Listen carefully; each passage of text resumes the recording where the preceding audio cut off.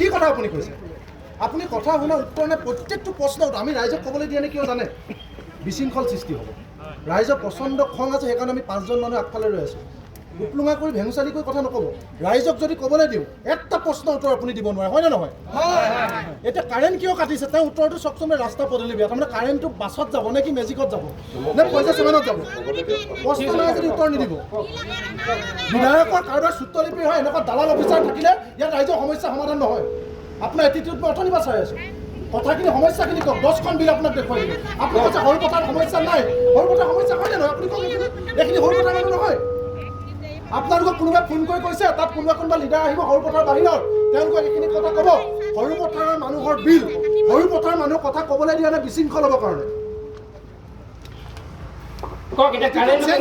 সমস্যা সমাধান লাগে দাদা। মই অসমীয়া মানুহ এজন আপোনাক দাদা হিচাপে কৈছোঁ, সমস্যা সমাধান লাগে। ৰেডিমেড প্ৰশ্ন উত্তৰ নিদিব, এইখিনি প্ৰশ্ন উত্তৰ দিব।